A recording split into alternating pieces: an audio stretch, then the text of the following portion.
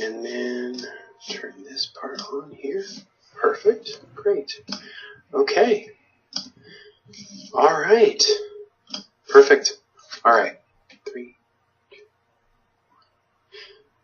This is Reason Revolution. I'm your host, Justin Clark. Thank you so much for joining us this week. This week, I have one of the most interesting and I think intriguing guests I've had for the podcast. I'm really looking forward to having him on the show. Damien Marie AtHope. How's it going, sir? Hey, how you doing? Hi, everybody. Awesome. Thank you so much for coming on the show. I'm really looking forward to our conversation. Great. Awesome. So you are, as you describe, an axiological atheist. Correct. I'm very interested in kind of hearing what that is for you. What does that mean, and how is it relevant in this space of atheism? Okay, so I'll answer the first thing. An axiological atheist is basically the simplest way to put it is a value theory or a value science atheist. And what value theory is basically is how you understand and value-wise things. I consider the one side of what I say value theory or value science. I am a value theorist. Let me just clarify that for anyone who knows what axiology is. I like and favor scientific axiology, but it's too much calculus and I'm not very good at math. So because of that, I like it, but it's a little bit too much. To me, it's better for philosophic discussion, and it seems more awkward for me to put into like real world use. So I would probably, even if I could do it, would probably still prefer more of the philosophy. But so the other one is value science, which is called formal axiology, and that's basically the science and study of value and values, and it's kind of should be considered like a social science, almost like a political science, almost how it's used in the scientific side. It's also used the most like in the general public, in like people that do motivational seminars and try to like fix companies. They use axiology a lot because it's a way of getting value, assessing value, which I mean, just think in a business sense, if you had people, but instead of people, you just had numbers or something, if you were going to organize them into the correct groupings or whatever, you need axiology almost. It's like a way of processing value. To me, what I do is basically almost like the Matrix. Like, remember, if you ever seen the Matrix, where he goes into the Matrix, into the point at the end where he sees all the numbers. In other words, like the whole world for him became the computer. There was the people trying to attack him. In other words, like say people trying to attack me and say the world's lacking value. The problem is I see the world as this humongous map where everything has a value. Everything, thought, everything has a value. And I place it in different categories, and I'm able to put it in things. So when I see the world, I'm not looking at, when I hear ideas, I'm not hearing a valueless idea. I'm not just hearing 10 ideas and they all make the same. And people, in a sense, do this naturally, but I do it with intentionality. That is a big difference, because axiology is not something that I'm, in a sense, trying to put on the world. It's like logic. It's like a thing that you almost are doing by default or should do, or are aided in accuracy when you do it. And so, and I don't want to go, I could go into all about axiology and have like 5-hour video just on that, but so I don't want to go off on everything, especially for someone who has never heard of these concepts. I don't want to go off on all my things. So let me try to, I'm a very big picture person, so everyone bear with me. I'm better at creative big ideas than knowing how to always slow down and give it in a precise way that everybody needs to hear to understand. So, but I am trying to. That's okay. I guess what I would ask, if you can, is to give my listeners, I think, a central or a foundational or a key element to what axiology is. Why is it that you find it so relevant in these discussions? Okay, so axiology would be considered, for me, especially as it relates to atheism, would be like value theory, reasoned, ethical driven, moral argument, type of atheism. But to me, would people understand that regardless of anything, to me, there's nothing stronger actually than the argument from evil, which is an axiological position.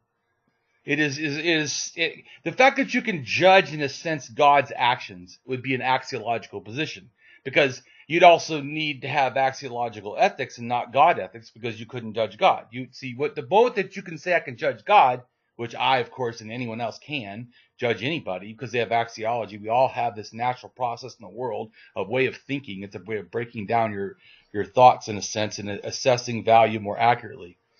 So to me, the problem, one thing of the value to me, just real quick about axiology, is that, in a sense, when most people think of value, they think of like just a very limited sort of like a concept of that. And when axiology looks at it, it looks at the fine details more, and just in a really quick way. So basically, they think of things like as extrinsic value, systemic value, intrinsic value. So is inside of something, external of something, and then how it happens in the larger connection of things, or through time. So those kind of values matter. So like, see this conversation right here. Maybe no one's watching. So they would say, oh, what's the value? Well, the value is not for right now. This conversation is not going anywhere. I'm certainly not going to get less famous, or you're not going to get less famous. So in a sense, what I mean by that is, in a sense, the value that's now, let's say if someone were to buy it right now, buy it. Oh, how much is it worth? It would not be its accurate axiological value, because you're limited in how you're thinking. You're only saying, if I were to pay right now, you're not saying its actual worth. You're just saying what someone will pay for it. That's not the same as worth. I could be worth a lot of money, but someone, so there's big, I don't want to go into all that, that's a whole other issue, but I mean, so in a sense, it's to me, you're asking like, why does it matter? I think everyone should at least have some sort of understanding of axiology to aid them in morality. And I don't know who lives on this planet thinks they can get outside of that. There isn't. So, and if you look it up too, some people consider axiology just be morality, like almost like when you talk about it. But I understand axiology is more of a meta ethic in a sense. I see it actually as what enriches ethics. Your axiology, in other words, like if you change your values, you change your life. You change your values, you change your morality by default. In other words, what I mean is, if I say I'm a Christian, the God concept at that point has a humongous value, and it probably has a real world value. Almost a kill for it, right? Or some people have. When I never did, thank goodness. But yeah. But what I'm saying is, so at that point though, that value of God is humongous. It's inappropriate actually. But so then later, once I became an atheist, so when someone asking, atheist, what is it? Axiology doesn't matter at all. Yes, it does. The moment that you became an atheist, that God concept's value dropped humongously, because you had an accuracy of where it should be placed. You realize for the first time as an atheist, this is a word. This is a term. This is not a thing. Only things get value in axiology in that sense. In other words, no idea is more precious than a sense of human life, or a life in general. So to the fact that you start to see the value of things, and it helps you to place how to approach ethics. Once you understand how to approach ethics, you're going to have less ethical violations, in a sense, or ethical errors, what I would say. And you, in a sense, your mind starts building an ability to have mental capital. It starts to see, okay, because we're not critical thinkers. Like even I'm pretty good at critical thinking, but even my professor, my first class in critical thinking was, man, I should be paying you. But you know what? Because I realized things that he was doing that he wasn't being critical thinking. But the point is that it doesn't matter. I can err. Everyone can err. Everyone, because you know why? We're actually emotional thinkers. We're really not rational thinkers. But see, there's an evolutionary reason to this. It's faster. That's it. No. You're right about that. It's fucking. You're right about that. It reminds me of one of my favorite books I read last year was The Righteous Mind by Jonathan Haidt. And he makes this very similar point about how, for the most part, he talks about the idea of the rider and the elephant. The rider being sort of the rational part of the brain, the elephant being sort of the instinctual, the emotional part of the brain. And we often think that the rider is the one that is largely in control, but it's not really the case. No. What is usually going on is the elephant is the one that's in control. The emotions, the instincts, those are the things that are the primary drivers, right? Correct. And so what we often do is we contain the passions, right? So we, as thinking creatures, as reasonable creatures, we contain the emotional impulses that would often be negative, and we do that for normative reasons. We do it for, as you would say, axiological reasons. Yep. We do it for moral reasons because no man is an island. We live in a social system where we want to get along, and because of that, we have to sort of contain some of the lesser angels of our instincts, but they're still there. And I think it's relevant because reason is, to me, one of the most important aspects of humanity. But having said that, it's important to acknowledge the fact that we're not robots, I guess. I think sometimes there's this sort of notion of perfect rationality, and that's not necessarily the case. I mean, it reminds me of David Hume's notion of reason is the slave of the passions, and I think that's a fair point. I would say that to me, reason is a thinking strategy that's most effective that we have. I mean, we have a lot of thinking strategies. I mean, manipulation, conning people, lying is a strategy. In fact, it's a very effective strategy. Not long for social cohesion if you're found out, but it might be, in the long run could save your life. I mean, lying has saved lives. That is not a lie at all. I mean, so the point is that reason, though, is to me, so in other words, how I'm saying is, I'm just making your points.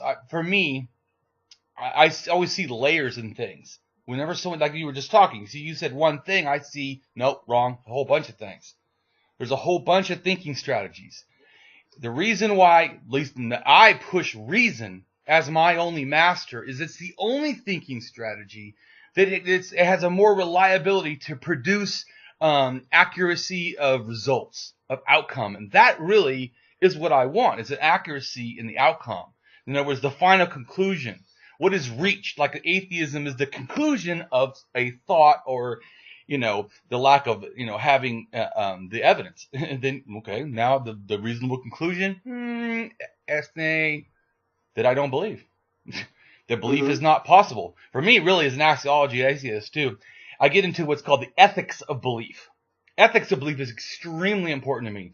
You have an ethics in how you should believe something, especially when it has real-world property or real-world consequences, real-world conclusions, are needed. In other words, what I mean that is, so when a real-world conclusion is needed, like medicine is important, but you believe that prayer matters, and you just say, let's pray for the kids, and they'll give medicine, the kid dies. So in a sense, that belief in prayer had a real-world conclusion. So you have an ethical, in other words, a necessity to know if the belief of prayer is valid, not just you have it. In other words, don't tell me about your faith. Doesn't even matter. Don't have faith, have faith. It's regardless to me. Zero sum for me. If you say, I have all the faith in the world that prayer works. I heard, I have prayer. That's all I heard.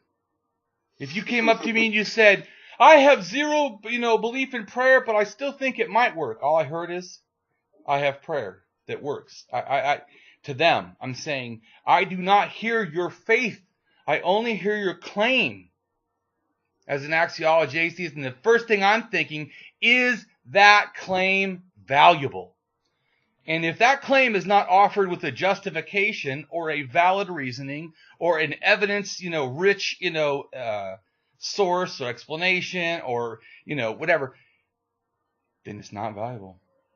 I can assess its value immediately. So in other words, sometimes you could offer me, say, a real thing, but a real thing may not be valuable. I can say, I have a dog turd on my lawn, And you would say, well, that value is nothing. Actually, it's an anti-value. I have to go out there and pick it up. So it's a disvalue, that it's there. Mm-hmm. But if I said I had the dog manure ground up in mulch and then was doing it on your lawn, same dog turd, something's changed, the value. So, and even if it's on the grass, they're still the same place, but now it's actually fertilizing the grass. No longer is it just toxic substance in a sense on the grass that has to be removed.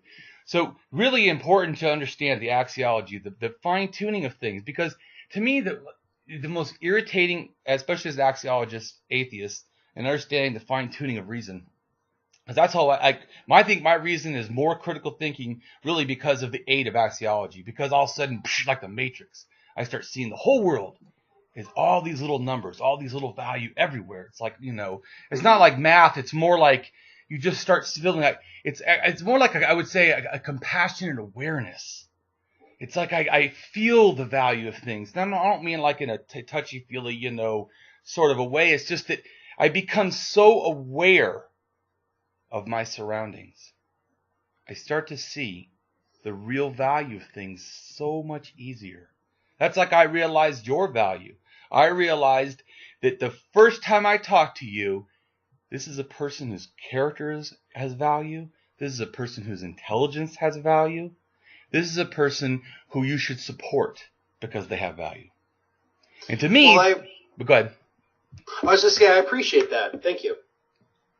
And I think that's one of the ways in which I think you and I are sort of comrades in arms, in the sense that, part of my project is developing a way in which to have conversations with a wide variety of people in order to find universal sort of binding ideas that will tie people together that don't require religion. And for me, the way to do that is through the kind of philosophical investigation that you are trying to do. Because if we seek as a society, like as you and me are both atheists, right, and we would both argue the sort of not just the intellectual superiority, but the moral superiority. Oh, absolutely. Well, as an axiological atheist, you can't get outside that. There's no way of not looking. If you say you're an axiological atheist, that is saying, I acknowledge the moral violation of theism, that the concept of God itself, if one was real, is to state that there's a being that willfully violates the sovereign rights of every human citizen on this planet. That is a big problem, and would always be a big problem for any axiological atheist. And anyone who says they're axiological atheists and doesn't believe that needs to stop saying axiology, because they are not. But anyways, go ahead. Sorry. Sure. No, you're fine. And I agree. I mean, for me, it's that, for most of a human history, there have been sort of systems of religion that have bound people together. Whether the beliefs are true or not is, I think, sort of irrelevant. We kind of know that if we investigate the claims of religions, whether it's Christianity or Judaism or Islam or Jainism or whatever, we can investigate the specific claims that they make. And we can have, I think, a rational justification for saying that some of the beliefs, if they're wrong. So that's a whole other conversation, right? So that's one thing. What I'm talking about is the way in which human societies have been organized and bound together by these sort of religious narratives. And I think what we should do as secular people broadly, and particularly... But can I hold that a second? So religion is not culture. First off, I know you do religious history, but I would just understanding, let me just explain to anyone listening, religion is not the same as culture, although culture and religion sometimes cannot be tell the difference. But the reason generally, if you go back far enough, is because of a theocratic government that forced the religion on or subjugated, or a military system that was religious force that on, and then it becomes the norm. Anyways, go ahead. No, that's fair. I mean, that's a fair point. I guess I'm thinking more in the modern context. But no, I think you're totally right. I mean, if you look at the solidification of the Roman Empire under Christianity by Constantine, if you look at the way in which the Catholic Church institutionalized its own form of organizational power in Europe, those are incredibly important, right? What is that quote by Michael Sherlock? It's something along the lines of like, Christianity did not spread by the quality of its truth, but by the quantity of its violence. And I think that that's a fair point. I mean, if you look at history, if you look particularly at the early Middle Ages, you can see in which religious institutions bound together by the sort of meta narratives of myth subjugated people and created political systems that led to vast amounts of, I think, squalor and human misery, which, fortunately for us, was eventually superseded by the Renaissance, the Reformation, the Scientific Revolution, and then the culmination of all of those things. Don't you think that with free thought, before, a lot of people confuse always humanism, free thought, because humanism is pretty old too, as far as like the things I would say Socrates and all them, Plato, they started talking about stuff that had to do with that. But I'm just saying that that you're saying that like Catholic and Renaissance and stuff. I'm just saying that there's stuff that kind of precedes the Renaissance to me. It's already impregnating these ideas into the larger society that then they keep developing. It's it's like a snowball or something. Oh no, you're totally right. I mean, you could go even all the way back to the Greeks and the Romans. If you talk about the early thinkers, if you think of someone like Democritus, and Democritus's initial thesis of the idea of the atomistic universe, and that was a profound revolution. If you look at the way in which wasn't it just like 30 years later, there's another guy that almost same name, wasn't he the one that then said man makes God in his image? No, he said if animals had gods, they would make them animals, because man makes God in his own image, or something like that. Yeah, that's interesting. I'm not sure who that may be. Possibly Epicurus. I mean, Epicurus is... No, it's before that. Really? Okay. I don't remember off the top of my head. I have to go look, but I'm not sure either. But then I also think one of the ways in which the Western world was, I think, incredibly improved in terms of the emergence of philosophy is Aristotle. And I tell this story because I think it's relevant. So, actually, give me a second. Go ahead. So, I actually have it with me. I didn't think I'd have teaching tools, but I have it with me. Cool. So, this is one of my favorite paintings. It's called The Academy of Athens. And you see here, this is Plato, the older man. Yeah. This is Aristotle. If you can see in this portrait, this is just I just learned something about philosophy. What? I just learned something about philosophy. So this is Plato, this is Aristotle, this is the Academy in Athens, right? This painting is in one of the libraries of the Vatican. It's one of my all-time favorite paintings because I love using it as a teaching tool. So if you look at Plato, notice that he's pointing to the sky. And what that means is that Plato is talking about the ethereal forms in philosophy, right? That Plato is in many ways the prototypical idealist. His idea is that there are sort of universal themes or universal ideas that exist independently of us, and through the capacity of reason we can understand them. Yeah, having said that, though, I don't agree with that. This is where I'm going. So, and then if you notice with Aristotle, Aristotle's hand is like here, which is roughly pointing to the ground. Okay. Aristotle's the other way around. Aristotle says knowledge is not top down. as my teacher would tell you, knowledge is bottom up. Concepts are derived from precepts, not the other way around. I agree. And so I say this all the time. Yeah, go ahead. This is a fundamental shift, because I would argue that Aristotle might be single-handedly, in my opinion, the most important philosopher of the Western canon for this, because this idea of centralizing the philosophical notion of truth as concepts being derived from precepts and not the other way around, this is the insight, the central insight that leads so you mean you're saying pragmatics, right?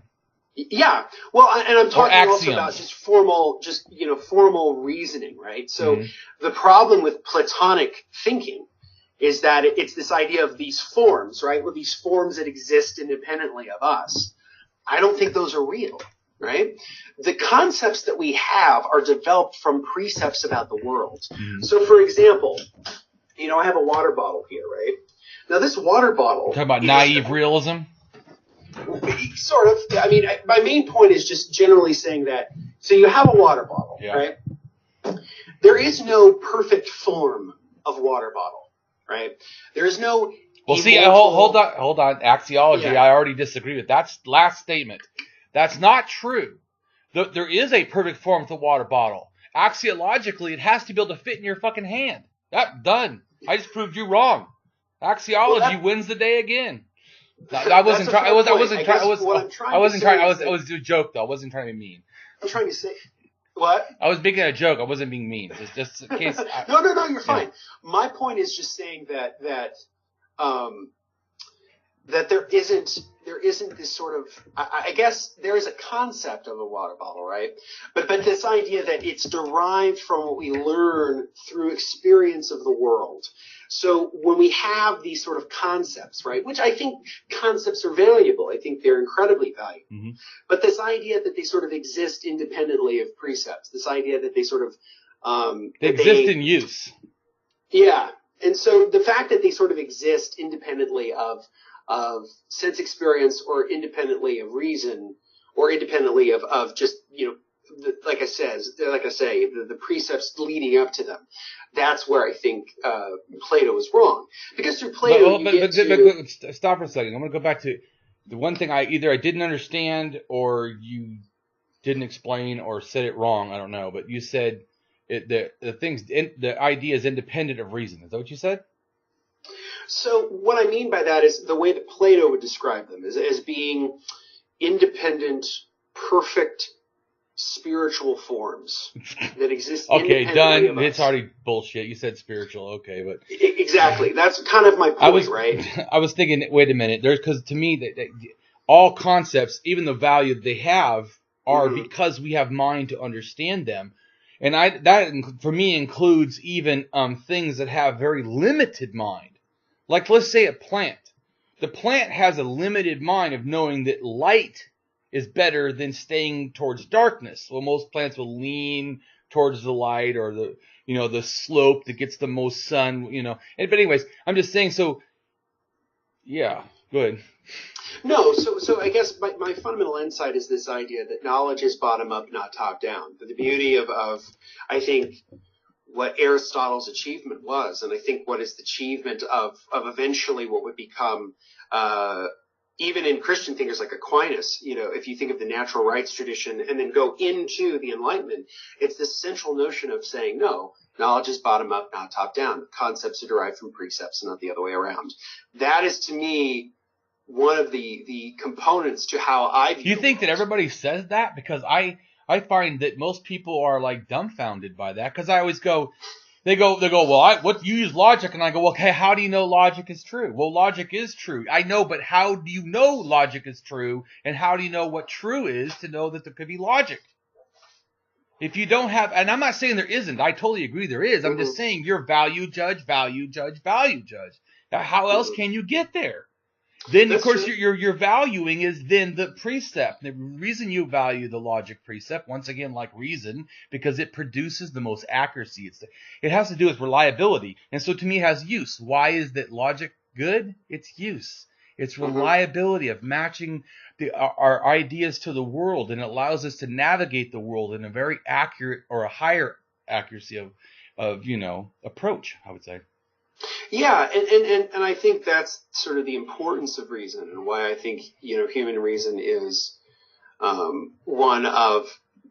it's one of our biggest components to who we are. I think reason is what makes us human in a lot of ways, and that's why my show is called what it is, because I value reason. I think that reason is one of the main mechanism. It's the main functional framework by which we gain knowledge. Because revealed wisdom isn't it, faith isn't it, revelation isn't it. You have to use the capacity for reason to understand things. It is a component to being human, and you get that through, obviously, epistemologically. I'm also an empiricist, so you take in through the senses what's the given of the world. And what reason is it's the systematizing and concretizing of what you experience, and making sure and taking the time to think out, systematize, and concretize what is real about your experience, and what's real about what you are discovering, the given of experience, from nonsense, from what's wrong. And I agree with that. And so that brings me to the point of skepticism. To me, skepticism, I know a lot of people call themselves skeptics, and I try to tell people, that's fine if you guys call yourself that. Don't ever call me a skeptic. I am not a skeptic. I'm a rationalist. Reason is my only master. And that goes back to, why would axiology favor, let's say, rationalism over skepticism? Well, axiology is a way of assessing value in the world. You have to be able to understand things like truth. It believes in that you can find real truth. It believes in science. It's not doubtful of this can't be, because, and then I also have people understand. Let's just say that axiology could doubt its things, because I'm not saying it doesn't have an awareness, a critical thinking when it assesses values. Of course it should. What I'm talking about is, let's just say that he had this universal doubt, like it couldn't even know if reality is true, because axiology is involved in every thought that involves a value judgment. Just put it that way. Anything that's morality, any value judgment, any way of, in a sense of precise, doing things, either is or could be applied or used, with axiology. So because of that, it's that fine tuning, right? So, but it has an ability though then to believe more true things. I feel like science is presented, because I try to think of it this way. To me, and I'm not saying this is all skeptics, but a lot of skeptics, it appears to me, seem to favor doubt as their main, persuasion or default. So my main persuasion or default is reason. That's it. It's not doubt. In other words, let's just say you say, Damien, you need to doubt this. And I'll if you provide the justification, I will. But then I will be doing it because I have reasoned it. Not because doubt itself is a property that I utilized in the process. So let me ask you this, because I think that's a very interesting point. So I guess it's sort of to play the devil's advocate. Okay. I guess my question would be, let's say you're I think this is relevant. Let's say you're investigating whether or not something is fake news. You hear that point thing a lot. Right. Let's say you've seen a news article. You're scrolling through Facebook. Somebody posts an article, and right off the bat, you're sort of looking at it, you go, well, that doesn't seem very right. Or that title's weird. Or what is this, patrioteagle.usa? That's probably nonsense. That because of some of what you've learned. But hold on. I wouldn't, for me as an axiologist, that name would not immediately mean that to me. Because what I'm saying is, in a sense, I don't generalize. I know in a sense I generalize thoughts, but I break them down into little segments. So to me, somebody I believe could be, and I just want to make a statement, I am a socialist anarchist. So believe me, I'm not favorable to any Republican or any hard-line, right-wing nut job ever. But that doesn't mean that I'm saying they're not smart, that they can't come up with an idea that could be clever or have evidence to back up their points. What I would say as an axiologist, your positions are vile. They're inhuman. They lack dignity for humanity. Now that are things that I would feel. Not Okay. that they're ignorant, but that no matter what they have in that article, you're talking about like a presupposition. My presupposition would be, if that is, by assuming that saying Eagle Patriot means that they're probably a right-wing person, extremely, then my presupposition would be that they're probably not a humanist. Yeah, I guess I think that's an interesting side point. But I think what I was trying to ask was, let's even just because you're bringing about accuracy. That's all I was saying is I would have the moral accuracy. I think they're extremely inaccurate at assessing the value of other humans in the world. Because if they had an accurate value, they would not think the way they do. They would put people before profit. Yeah, so I guess, yeah, and I agree. I guess what I was trying to say was, imagine you just sort of see, or okay, let's just take it out of the realm of thought experiment. Is there ever a place, or is there ever a reasonable time to go into a learning about something with doubt? Hey, listen, is there ever a point where, because you have a lack of knowledge about something, and your capacity to learn more is predicated on the idea of sort of trying to keep an open mind, is there ever a time where going in with a certain level of doubt is good, and then once you learn about whatever the concept or whatever it is, then it would be better to have less doubt about it as you learn more? So no to the way you're phrasing it, but let me just go back to the beginning of how you phrased it. You said, is it reasonable? See, you could stop there. You already are saying I need to appeal to reason. Thus, once again, you already proved that wasn't appealing to doubt. So your question debunked itself, sort of, or showed itself to be already offering my answer. Or, like I would say, is no. My mind needs to be aware to remove bias. I only see the force of the question and the justification it has or does not have. Period. Not the person, not the way it's presented, not the package it's presented in. The biggest and most important thing for me, I'm sorry to get intense, but this is about, I really am passionate about thinking. It's really a big deal to me. The reason why, to me, just so people know, I'm not like a nutcase about reason. It's that I feel like lives are on the fucking line.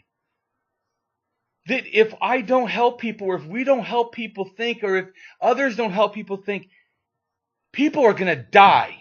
There's going to be children that kill themselves this year because of religious shame, because they're gay, because they're an atheist, because they just don't like the religion the parents like.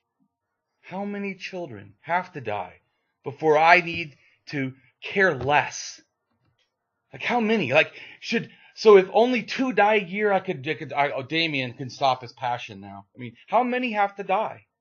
But see, to me, it's, if we look at the whole world axiologically, because I don't care about America. I mean, I care about America, but I mean, my thinking is not like somehow limited to this little package of a fake thing that some people drew lines a long time ago, on a map that has no relation to reality.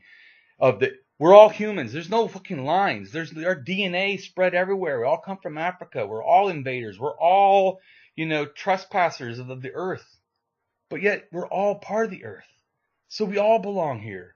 That's why it's ridiculous to me. But I mean, so it's seeing the correct value. So is it good to doubt?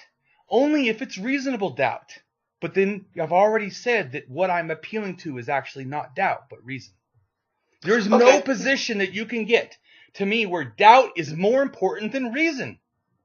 Because if you're going to prove it to me, you're going to do it because it's reasonable. That's a good point too, and I would agree. I guess when I was framing my question, I didn't want you to assume that I thought that the question was something I agreed with. I guess because I'm with you, my thinking has always been that if you have any kind of doubt about anything, most of the time, if not all of the time, it's going to be motivated by, I think, a reasonable doubt. You'll have unreasonable ones, but you should be motivated by the reasonable ones.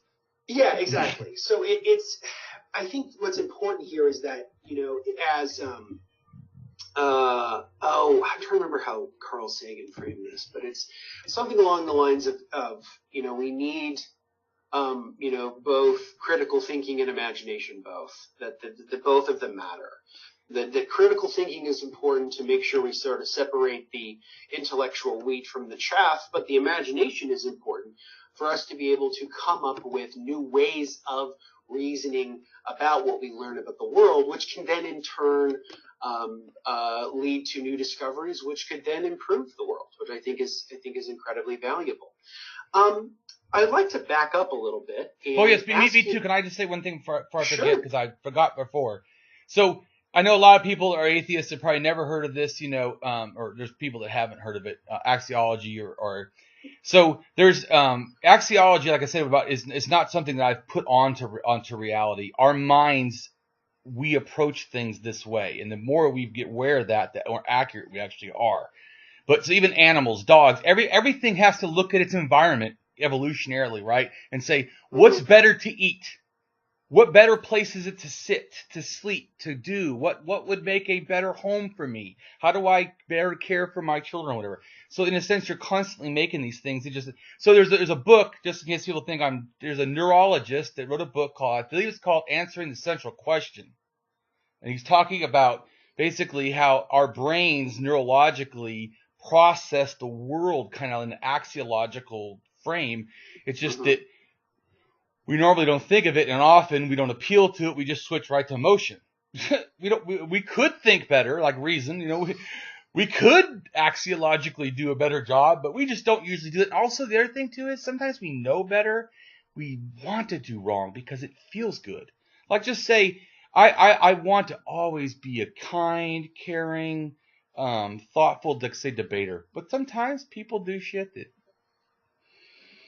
pisses me off, and I have an emotional hijacking, and I just surge of adrenaline and like just anger, and I can barely see if like my eyeballs are floating, and but I have to try to come back to reason. So but we're prone to these kind of things. Oh, of course, and I think that sort of that point is something that we echoed earlier when we were discussing the sort of complementary notion of the reasonable part of the brain and the emotional part of the brain, because I think they are important. I think we ignore the emotional part of us to our peril, because I think if we learned that component, I think we would be in a much better place to elevate the best parts about it and sort of decrease the crappy parts of it, the bad parts of it, and to be, I think, more humane people to one another, and because it's very easy. I mean, trust me, there's nothing that pisses me off more than being stuck in traffic. I hate it. I absolutely fucking hate it. I hate being stuck in a huge line of cars. I hate knowing that it's taking me so much time to move very little. Like, that pisses me the fuck off. And in that moment of sort of emotional unreasonableness, there's a part of me that sort of, because this is what we do as thinking animals, as thinking creatures, I often create a sense of agency about it. Like, the universe is out to get me. And then I have to stop for a second and go realize, wait, hold on. The universe doesn't give a shit about me. Can I focus on 1 second about you saying that? Because I hear a lot of atheists say that, and as an axiologist, it really pisses me off. Okay. The universe cannot assess value. So the universe can neither care nor not care. Actually, it's a null thing. The universe is not. I agree. I know that's not what you're saying. Yeah. If I'm getting passionate, I'm not like directing it, or if it feels that, I'm sorry. I'm not trying to direct it towards you. I just get passionate in general. No. That's a better way of articulating. Yeah. Again, that goes back to the nature of how we tend to use language, right? We tend to put agency on things that don't have it. Right. I totally agree with you. When I was saying, universes care about us, that's just a shorthand for literally saying, like, the universe is completely neutral because it can't have a capacity. Is that there? Then if you said that, I would have totally had no problem. Exactly. And that's what I mean. So I have to take a step back and go, wait, oh yeah, that's right. That's a fact about the universe that I know. And what's interesting about it is that for some people, particularly religious people, that kind of notion of indifference would make them feel really sad. But for me, it actually gives me a sense of joy, because it reminds me that my life is mine, that my life sort of belongs to me, that there aren't these sort of cosmic forces, or not forces, but cosmic agents that are doing things to me, because they're not, because they don't exist. So it's, right. I think it's important that we channel our emotional part of our lives and our minds to either decelerate some of the lesser angels of us, and to, I think, elevate the better angels of us. So and I think that's something that's really, really interesting. I mean, well, can I pause you there for a second? Yeah. I don't agree with that statement. To me, I'm a mild or a high functioning sociopath. I was gonna say mild sociopath, but I was just say high functioning because it sounds more appropriate to when people think about it. Yeah. High functioning is I don't go around hurting people. Not anymore. That's good. I used to be extremely violent. Extremely violent. In fact, I don't know how I made it, but one of the things that did make it was actually somebody teaching me value. They didn't realize it was a feminist therapist that helped me, but for the first time, she paid attention to the human, not the messed up kid from the fucked up home in the violent neighborhood, but the human, the somebody. And one thing I like about feminist therapy as a counseling thing, at least some of the things, I really like that it's like anarchism to me. It's totally transparent. It says, I'm trying to help you. We'll work on helping you together. It's not like psychoanalytic where you're like scheming in a sense, constantly scheming. Oh, what's that? Oh, oh, really? And then later lays it out. And by the way, I'm not attacking the profession of psychoanalytics. I'm not trying to do that. I'm just trying to make a point about the approach is different. So I think that psychoanalysts can be beneficial. So I'm not saying I agree with everything they think, but I certainly am not trying to demonize that profession. But what I'm saying is that in a sense it's a different approach. It's a different way of looking at it. One is in a sense sees as a client, a separate entity of you. Where in a sense, to me, feminist therapy goes in and sees as your guys are partners. In a sense, you're both in a struggle. You're both. I like that so much, but that's what I didn't know as an anarchist, back then. And but being treated in an anarchist way was like, it's like just air, man. I can breathe for the first time in my life. I think I'm alive. Because for me, what it's always felt like is everyone's stepping on my fucking chest. I can't breathe. Like the world is all their force. I've never thought I wasn't free. But I couldn't breathe under your weight. Not you personally, but I mean. Mm-hmm. Yeah. So, and then it was the first time somebody took one of the feet off. I could breathe. The moment I could breathe, I started getting value. Oh, maybe life can matter. All this time I've been acting like everyone's treated me like life didn't matter. Because everyone treated me like life didn't matter. So I assumed that was the accuracy of the world. And actually wasn't. I would probably, if I'd have been at my school, they probably have said I was one of the least to succeed. Because there was a time when I actually should have been in prison. But for some reason, the school, I don't even know. Maybe who knows? Before I would have said God. Now I would just say probably inaccuracy and implementation of school policies, probably. Because I don't want to talk about the school a lot, but I just want to make a point that I harmed another child very unjustly, and I should have been in prison. And in fact, I would have put that person in prison, and I would have probably thought, "What are you doing, putting this person back in school?" But it was. But let me say something. So, but that also, when they did that, do you know what that taught me though? Because you know what they showed me? That they believed in me. I didn't even believe in me. I told them, I don't know if you let me back in the school, I might not harm people again. And they say, we believe that you really won't, and then you don't want to. It's amazing when someone else reminds us that we can be us.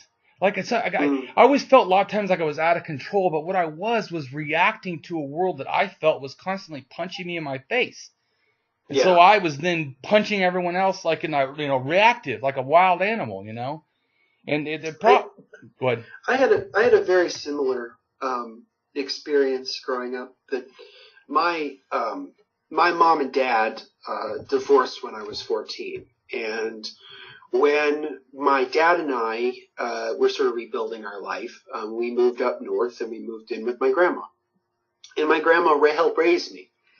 She was sort of a mom of sorts, and I was teased a lot as a kid. I wasn't terribly popular.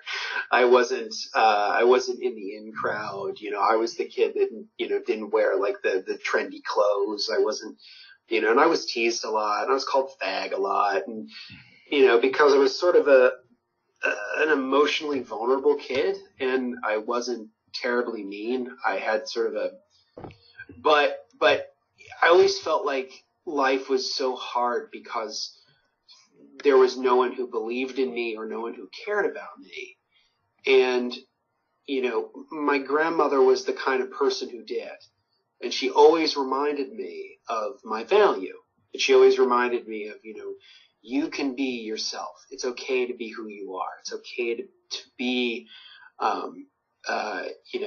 what you want to, it's okay to do what you want to do in life. And I've truly been lucky in a lot of ways to have someone like her in my life who has been supportive of everything I've ever done. Sure. And I wouldn't be the person I am today without that. There's always those people in your lives who remind you of your value. And I think that that's so crucial because I think mine was strangers, but yeah. I didn't have family do that. For sure, and I did have some of them who were not, I guess who weren't family. Like I had a few teachers that were very important to me.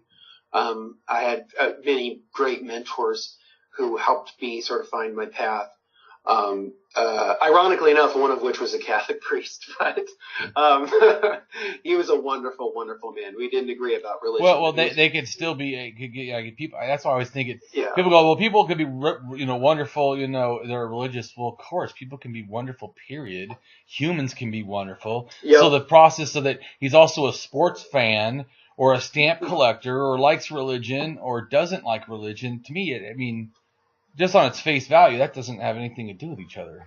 No. I just was sort of pointing out the irony of me being a very open and public atheist and having a mentor who was a priest. Anyway, but yeah, it's there are people in your lives who remind you of your value. And I guess to sort of maybe hopefully put a cap on this section of our conversation, I would say alongside being sort of truth-seeking creatures, I think we're value-seeking creatures too. Oh, yeah.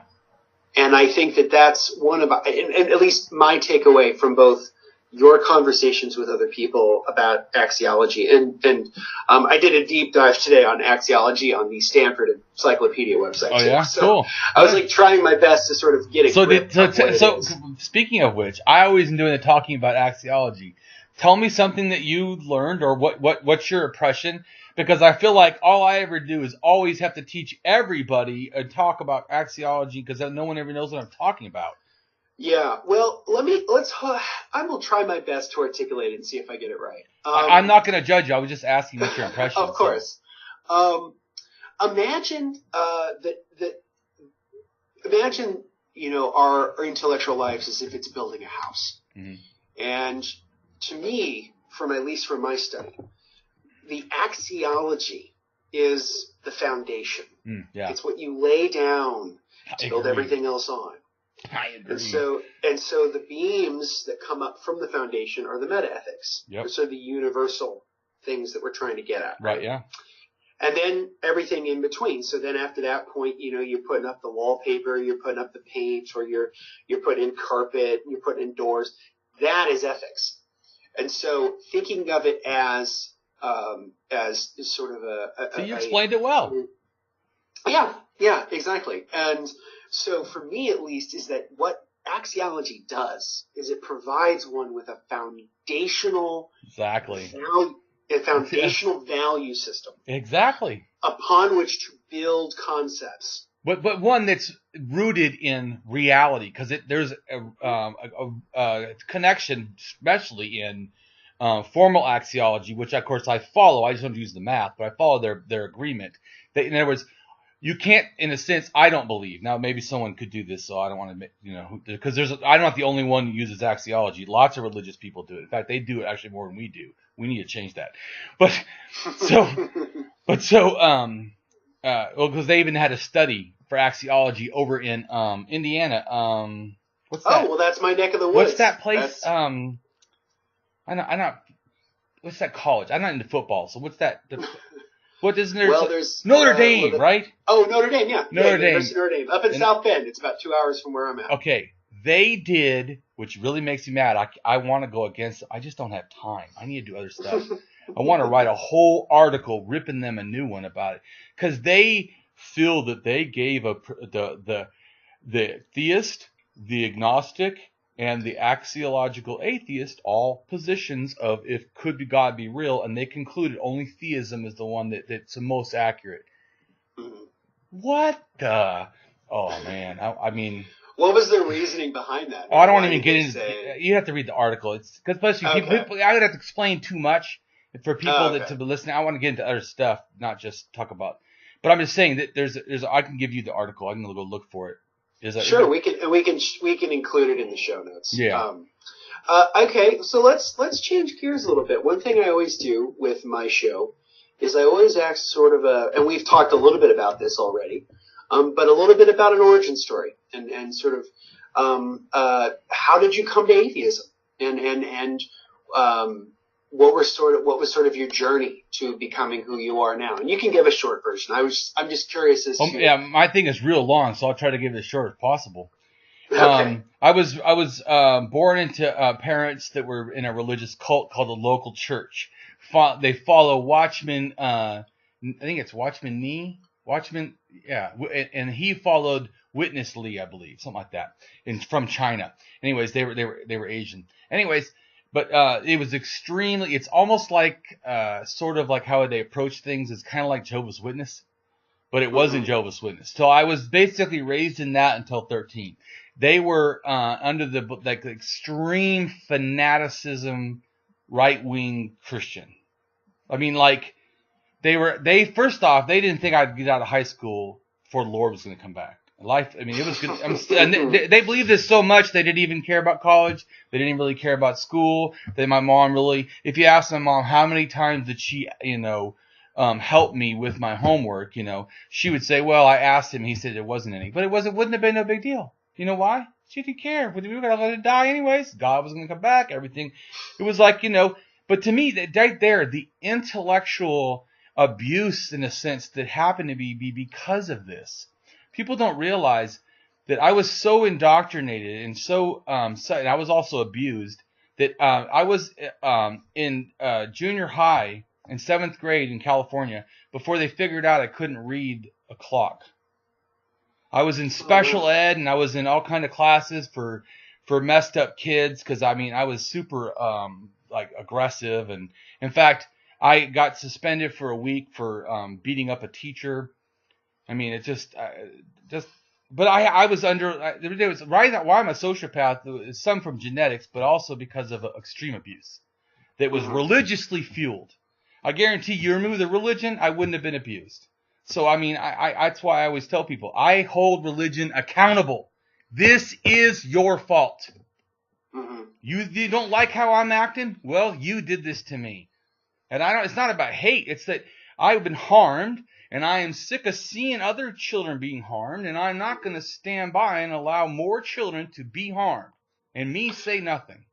Yeah, and one point that I think you've made before, and I think this is important to sort of put in here real quick as an aside, and I know it's something I know that you talked about with David Silverman, is that when we're having these discussions, we're talking specifically about the harmful effects of ideas. We're not trying to slam people.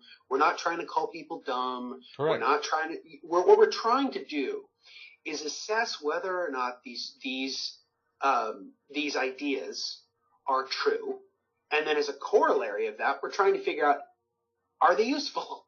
And it turns out that the vast majority of them are both untrue and they're unuseful. Correct. So it's important that we sort of make that distinction, because I think there's this. Well, and for the axiologists, just real quick, for axiologists, okay, axiological atheists, in a sense, just if for everyone thinking, just take atheists out and say anti-theist that doesn't believe in God. That would be a closer, really, of what an axiological atheist sort of is. But axiological atheist starts, in a sense, from just like you were talking about building. It builds on how offensive the God concept is. In other words, if you don't ask me anything, and if no one else in the world were to do anything, I would be an apatheist as an axiological atheist. You're an apatheist. You don't really care. Do you believe in God? No, but you don't really care. You would never investigate it, because the whole property of a God concept, unless I believed in fantasy and liked doing Dungeons and Dragons, would have no value to me. It is meaningless. It wouldn't even give it a second thought. In fact, I sort of have that opinion when I'm smart enough to go, in a sense, do some kind of a refutation of God, on certain, philosophy things that have been made. Like this one guy wants me to do Kant and all this. I told him, you know what? Here's the problem, though. You like the God concept. I don't. To me, it's absolute worthless emptiness. It's like a void. It's like sucks my life. Every energy, every moment that I have to use that word pisses me off, because I have to not talk about reality, which does matter. About humanism, which is actually going to do something to me. But I have to address, once again, the axiology. I have to address and if I do that, that means I got to address the God. Just like, well, if you really care only about children, Damien, why do you talk to adults? Well, who the hell is telling adults to do things, right? No, adults tell children to do things. It's not the other way around. If children were telling adults, well, then I would have to deal with them, right? Directly, because now they're both the ones I'm worried about and the ones telling the adults. But it's not that way. It's the adults telling the children. What I really hate, though, is hereditary religion. This belief that you are born into, like you say, well, my whole family's always been Christian. Well, then you didn't believe. You simply accepted. So you actually don't have a belief, you have an acceptance. Okay. I mean, you accepted your tradition. Yeah, and most people don't accept for intellectual reasons. I mean, most Christians don't come to Christianity by, the teleological argument or the ontological argument. Oh, that's the kind of stuff he wants me to try to, focus on every single one. It's like, that's the other thing I told him. And once again, value. Now, if everyone did come to theism because of that, I would be obligated as an axiological atheist that understands that stuff to take it on, rip it apart, disintegrate every belief and possibility in it, if that was the thing. So, but what I think you're trying to do, and what I think is what makes you unique in this space, is there are a lot of people who do the refutations of the arguments. There are people who do it brilliantly. Okay, like, I mean, if you read George H. Smith's excellent book, Atheism: The Case Against God, he does it in that book. If you read Dan Barker's book, Godless, he does it. Right. If you watch anything that Matt Dillahunty puts together on YouTube, terrific. There are people who are doing that. But what you're doing, and what I think makes you unique in this space, is you're saying, okay, I'm not just criticizing the intellectual heft of this. Right. I'm criticizing the normative effectiveness. Yes, I am. I am talking about the fact that the intellectual arguments can be refuted. What I'm really interested in is where they meet the ground. The fact that I don't think the God concept as a whole is valuable. And here's why I don't think it's valuable. Correct. Because I think that's important, and I think it's something that we often don't do enough, which is this idea that part of the reason that I think religion is hereditary, beyond just sort of the social component to it, which I think is a huge part of that. One of the ways in which... What? I said massively. I was agreeing with you. Yes. That is... Well, 78%, Pew Research Forum did a research on religion in general, 78% of all the people, maybe it's 73. Oh, maybe it's not 8. I'm not super good on the fine-tuned detail, but it's 70-something. Let's put it that way. 70-something, maybe 72. Anyways, 70-something % of people that are believers are in a country or belong to in a faith that is the most prominent in their country. So it's geographic. It's that alone should be done. And this is a point. And this is a point that Richard Dawkins has made very, very well. Is it's how kind of God to make everything matters, so that the religion you believe in just so happens to be the one that's the majority religion of your country. Yeah, now that's funny. Yes. Yeah, I think that's a fair point. So just for a little bit of my background, just to give you a context too. So my parents were non-religious. They're largely non-religious. I grew up pretty much without religion. I wasn't explicitly an atheist, but I grew up with pretty much a secular upbringing. I can count on probably one hand the amount of times that I've been to church. Religion has always been a intellectual discussion for me. I never had religious experiences. I don't know what that's like. To me, every time I ever prayed, it always felt like I was talking to myself. I don't understand that, right? Yeah. So for me, it's always been about the ideas. And so if I find the ideas to be problematic, I think it's crucial for us to critique them to build a better society. Because one of the things I'm very interested in is not only do I identify as an atheist, I identify as a secular humanist. And I think both of those are the main things that I identify as. Having said I generally say it separate. I used to a long time ago say secular humanist. I actually like identifying it. I'm a secularist and I'm a humanist. Mm-hmm. I like to. No, and you can do that too. I was just saying, for me, I wasn't saying you did anything wrong. I was just saying. Sure. Now because I think that's a crucial point. Because I would say I'm both a secular humanist in the sense that I value a philosophical moral system of humanism that is secular, and I'm a secularist in that I advocate for a strong separation of church and state. Well, I would agree with that too.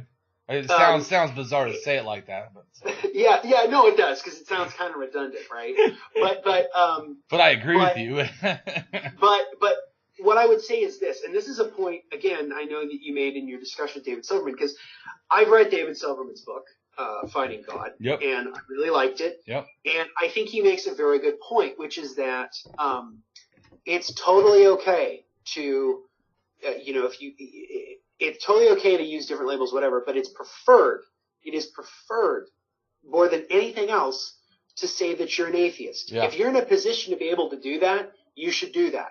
And he makes a point of this, I think using maybe Google searches in the book, where he talks about like how many I've people seen his presentation. Yes, it's Google searches. Where it's like how many people search the word free thinker, or how many people search the word secular humanist. How many people search the word atheist? And the vast majority of people search the word atheist. Yeah. So when I'm asked what I am, yes, I do identify as a free thinker. Yes, I do identify as a secular humanist. Yes, I do identify as somebody who is a secular person who wants the separation of church and state. But above all else, if people are going to ask me, the first thing I'm going to tell them is atheist, because that's a pragmatic approach to it, because it's important for us as a culture to normalize the term. Because there is a lot of, I think, there is a lot of discrimination against people simply by virtue of them being atheists. Dude, I was gonna call myself a godless axiologist. Oh, that's good too. Which is true, still true. But what I meant is, but actually, there's a real thing. It's not like I invented it. There's a real thing called axiological atheism. You can even look it up under philosophy basics. It's like all the way at the bottom. I mean, it's. Yeah. But it's considered an anthropomorphic, in a sense, or anthropocentric argument, because, in other words, no property is of more value than humans. Anthropocentric. And so the moment that you say a God, what are you talking about, and why do you think it's more valuable than humans? Yeah, that's true. I mean, I think the central aspects of something that I'm interested in doing is creating a framework by which we find a compelling sort of, I guess, meta-narrative to move the focus from a God-centered worldview to a human-centered worldview. That the primary ethical focus should be about human beings and not about gods. Of course. Because almost every time, that you have people who put that God concept at the center of everything they are. Some people are very kind and nice and whatever, but the people who take that to its most logical extreme are the ones who fly planes into buildings. They're the ones who bomb people. They're the ones who kill abortion doctors. They're the ones who deny people they're the one who deny people civil rights. That's the including reason children's civil rights of their own self-chosen right to their belief system or not belief system. Yeah, and because I can't stand theocracy, and I think that it should be challenged on all fronts, and it bothers me to no end that we live in this country, which is a secular country. We are a secular government. We have a secular government. We have a godless constitution. Religion is mentioned twice in the Constitution, and in both times it's mentioned, it's explicitly about what religion can't do. One part of it is no religious test for public office, and the other one is the Congress shall make no law with respect to establishing a religion. It explicitly says that, and there's a reason for that. Well, and they've violated that all through freaking history. Absolutely, I took a hit of history of education because I took some classes in education for my because I want to do drug and alcohol counseling before, so I learned a lot about intervention and stuff, which is actually helping me a lot for helping people with flawed beliefs. Yeah, but so I actually didn't use it for what it's for, but Go ahead, but so I guess my general point was saying that theocracy should be challenged and that it should be fought at every turn, because the thing that these people don't get, and this is something I always try to explain, especially to people who are believers. Let's play out a thought experiment, shall we? Let's say your religion is the one that wins. Let's say that we dash our secularist heritage behind and we decide to go with a theocracy. And a particular type of religion comes into power. It could be a particular type of Christianity or whatever. What happens if your religion falls out of power? What happens to you? And that's always a point I try to drive home, is that the beauty of why secularism is important is that secularism provides a space for people to live their lives as they see fit, so long as they don't violate the rights and freedoms of others. And the beauty of that I think is important here, is that when you become a theocratic society and then you're sort of thrown out of power, right? And a different religion or a different flavor of religion becomes powerful, they will go after you. And so for those, for those who would say that, we need more God in our government or whatever, I'm like, okay, which version of God? Is it going to be the God you believe in? Oh, of course. Well, what if we wanted to have a government founded upon Islam? And you watch them just flip their fucking shit, because and that's a cognitive dissonance they don't understand. It's like, if we have a government founded on Christianity, that's terrific. But if we have a government founded on Islam, oh, that's absolutely awful. Even though they're both monotheisms, and theocracy in general is just terrible for everybody, both the religious and the non-religious. Just harms liberty in general.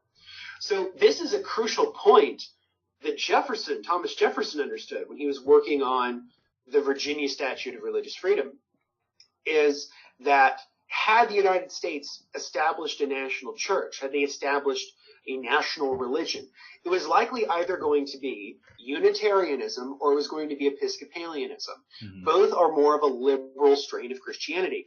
The radicals, the fundamentalists, the evangelicals, ironically enough, sided with Jefferson. They argued that, no, we want a separation of church and state, because if we don't have that, the Episcopalians and the Unitarians will violate our rights.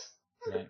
So this is why secularism is so important, because having a government that says nobody's better than anybody else, that it's a level playing field, and that you don't put religion in the public schools, you don't put it in government, that you leave it to the private affairs of private citizens and their private organizations.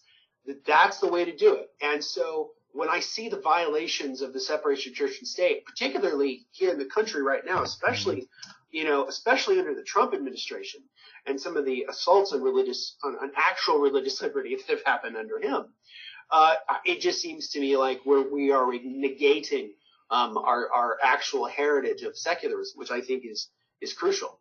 Oh, you are, and I do think it's crucial. And I was going to make a point is, although axiologically we understand the psychology of religious people, there's something more evil and pernicious about being as what you said, because see, you said no one in a sense wants abuse. Well, hold on a second.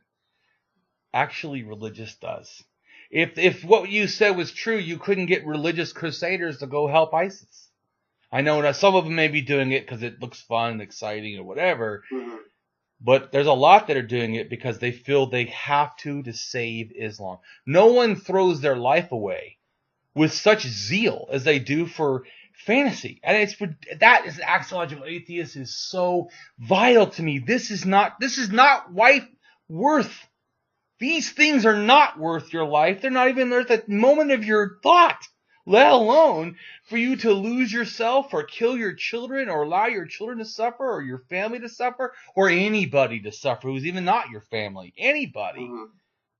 Yeah, no, and I generally agree with you. I mean, I made a point earlier about saying that oftentimes, the most extreme versions of people who put God at the center of their lives are the ones who fly planes into buildings. They're the ones who bomb abortion clinics. They're the ones who violate people's civil rights. So I do agree with you. But that's actually not the most common abuse. Oh, no. As an axiological atheist, please be aware, slow down. The first and most dangerous thing that happens is indoctrination. This is a harm on a more epic scale than any building. I'm not saying that's not good, bad. It's terrible. But millions of children are being harmed and have been. If you took out the whole thing of history and just took the indoctrination, and you lined it up, and then all the other deaths, because indoctrination to me, these toxic, polluted mental ideas that get in there, just like that the more they did a study, 78 years, I think it's 73 or something like that. Anyways, a lot of years in Texas at this one psychological institute. They wanted to find out, is there any difference in how people believe in God, let's say. That's kind of what they're doing in Texas. It's probably a religious study. I don't know. I skim things about what I want. I don't read the entire things that don't matter to me. I don't have time for that. But anyways, but I don't remember the whole thing about the study, but I remember the fact that they were saying that the beginning back then, that a lot of people had very tempered, like you were talking about, tempered religion.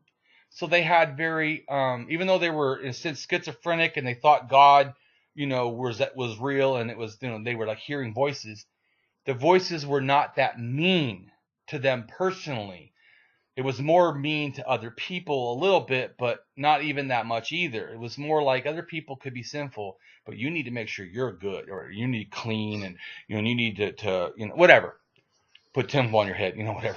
But so I'm not trying to put down people as schizophrenic. So I know sometimes I joke. I really do understand, appreciate people's mental suffering. So, but anyways, maybe I'm being insensitive. Shouldn't say that. But anyways, I'm just saying that when people are suffering, right? That what would happen is that these people, as it went on, now whether you have these like firebrand in a sense, like, because even to me, there's militant religion in the fact I think they're more warlike, and there's more firebrand religion. They're just out there just spreading toxic ideas. So no, that's true. The Islamic critic Majid Nawaz, in his book with Sam Harris, makes the distinction between Islamists, those who would seek to impose a politicized version of Islam through political means, versus jihadists, who seek to do the exact same thing but use violence. Correct. So no, I understand your distinction. Right. So, but I try to do that because I know that there's different ways, and I don't like either of them. But as an axiologist, of course, I don't generalize value because that's ridiculous.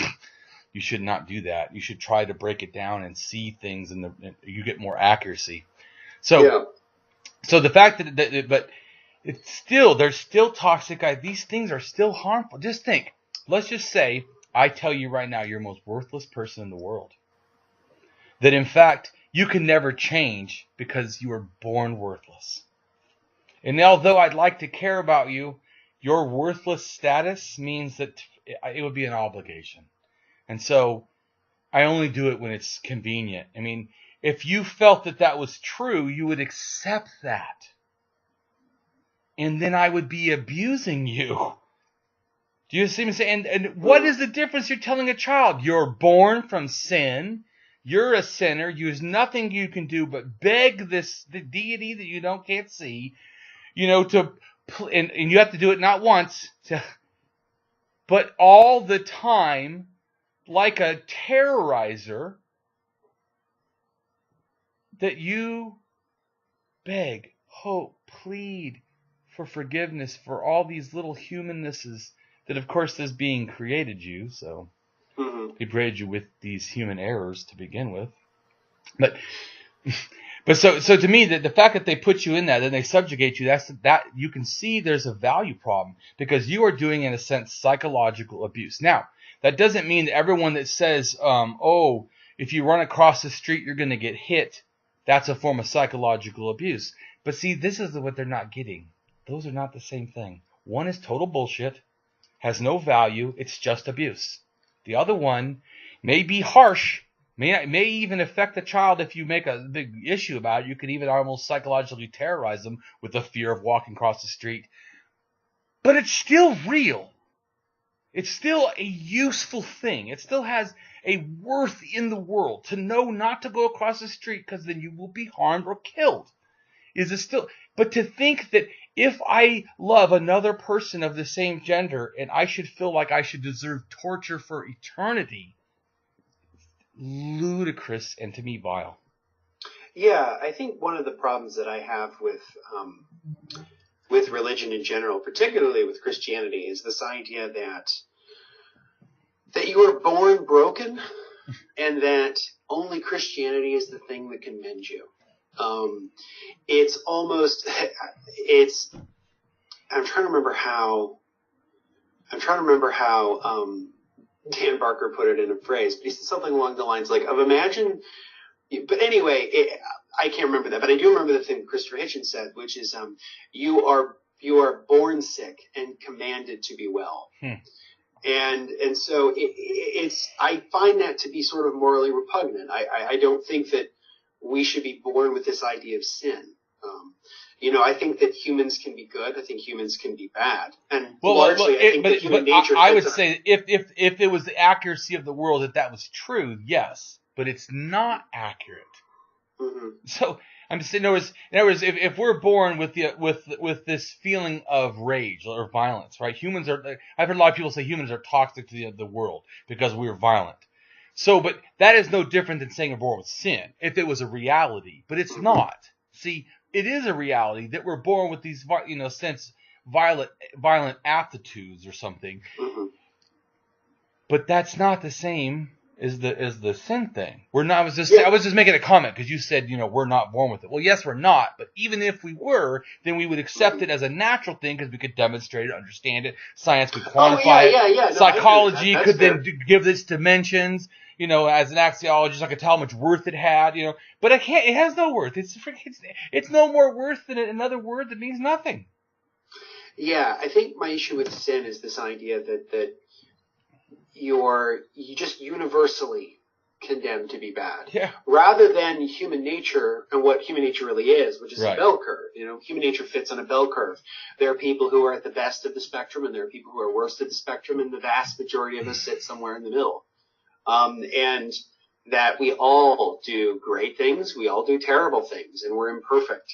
And I think the problem that I have with Christianity on this particular thing is this idea that you're sort of born sick, commanded to be well, and then you're sort of infinitely punished for finite crimes. Yes. And which I think is also a huge problem. It's not really justice. It's not justice to make someone be tortured and hurt in hell for eternity for simply doing things that are finitely wrong.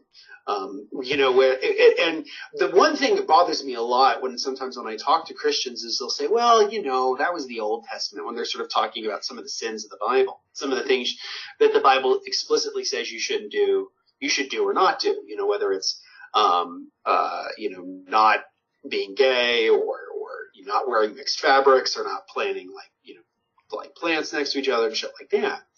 But what I always remember to tell them is that, it might be the book of Matthew, but I can't remember, but Jesus says something along the lines of, think not that I have come to contradict the words of the prophets, I have come to fulfill them. And in another passage, he says, before Abraham was, I am. So Jesus is reiterating, like, no, I'm not here to reverse the Old Testament. I'm here to affirm the Old Testament. So all of the moral atrocities that exist within the Old Testament aren't just simply washed away by Jesus. Jesus affirms them. And so he's been guilty of them. And yeah, exactly. So that's all I was going to say is that people are somehow, which is, I don't know how they do this because it's a logical contradiction, because I was trying to make a point of what you're saying. So people try to say somehow Jesus, loving, nice, this God, mean, terrible. It's the same God. Isn't that what your guys' story is? That the Father, Son, the Holy Ghost, same God. How could one of them have a different, in the sense, be loving and the other one's a dick? I mean, what kind of crazy shit are you talking about? Well, and my biggest problem is this idea that God sends a version of himself who's also him, but is a different version of him. To make himself happy. To fix the problems of human beings that he's sort of caused in the first place. It's the most convoluted way of fixing a problem. You know, it's almost like a Rube Goldberg cartoon where there's a bunch of different, pulleys and levers, and at the end of it you get like a fortune cookie. There's simpler ways to do this. There are better ways to do this. And I think that when you sort of look at the weirdness of that, it reaffirms the fact that this is mythology. Oh yeah. That this is a primitive attempt to understand the world. That religion was an attempt by earlier epochs of our species to understand our world and to try to live with one another. Yeah, I have a quote on that. I say that religion started in wonder but ended in closed-mindedness. Mm-hmm. I think that's true. So let's change gears a little bit, and I want to talk a little bit about politics because I think I love politics. This is a pretty political show in general. You identify as an anarchist, and you're not my first anarchist on the show, but you're my second one, so that's pretty cool. My friend Corey Johnston was the first anarchist out on the show. He's an anarcho-syndicalist, sort of similar to Noam Chomsky.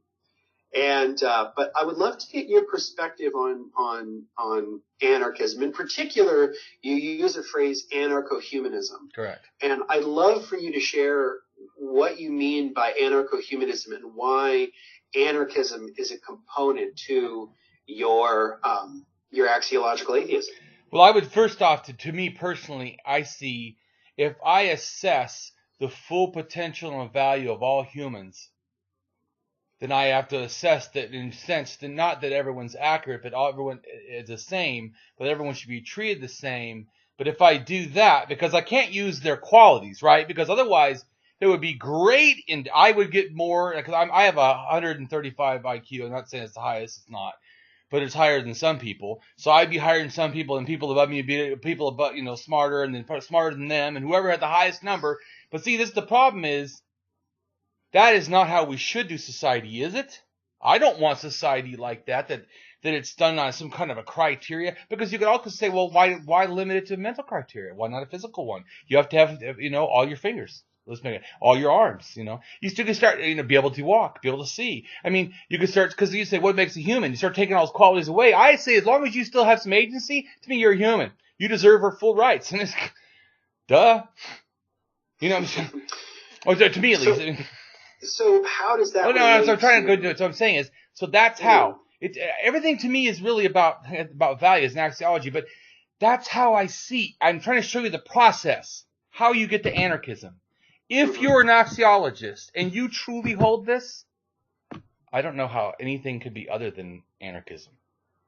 Okay. For me personally, sure. because in other words, to me, anarchism is like an acknowledgement that I've never heard a government do, that you own yourself, that every citizen owns themselves. I can only talk about what your behaviors do. I cannot talk about what you do.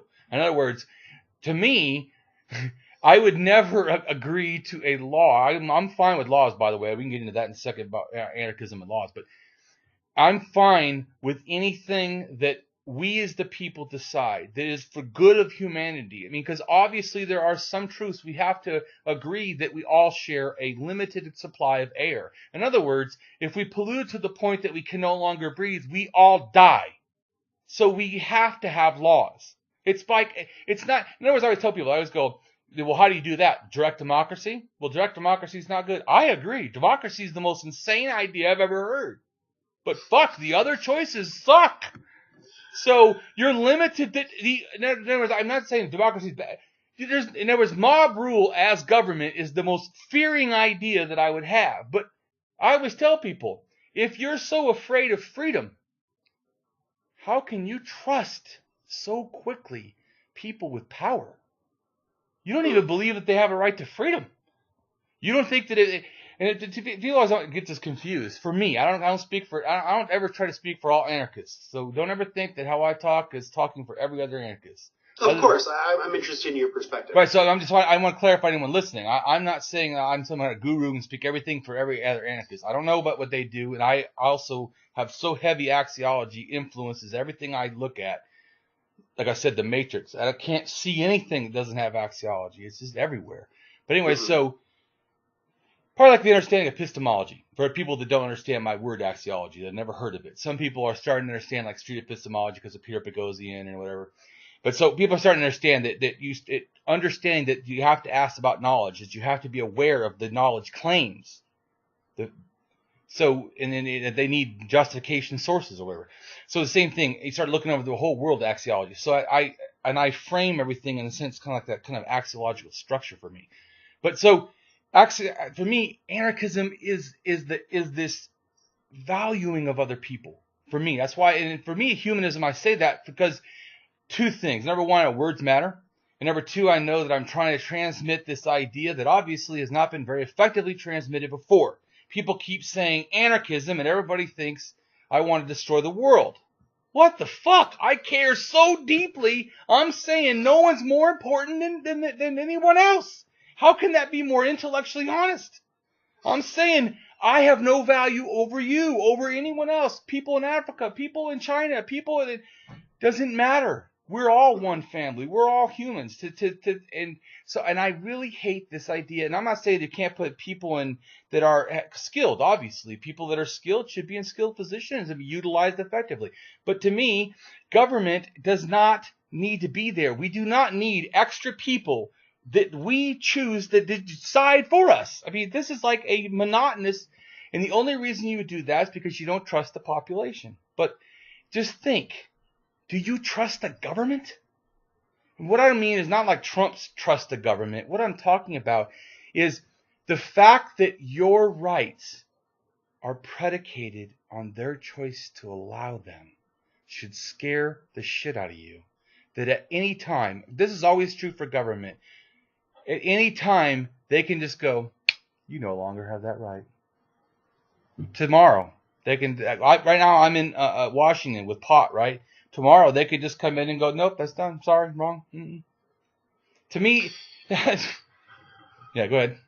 Yeah, because, I mean, I'm interested in this perspective because I'm not an anarchist. I'm the way that I would describe myself is just a liberal. I'm very influenced by classical liberalism. Although it sort of gets a bad rap in our culture these days, a lot of like shitty YouTube edgelords who call themselves classical liberals. But when you were talking earlier about your life sort of belonging to you, this is something I've written about before, and it's a component to how I view humanism.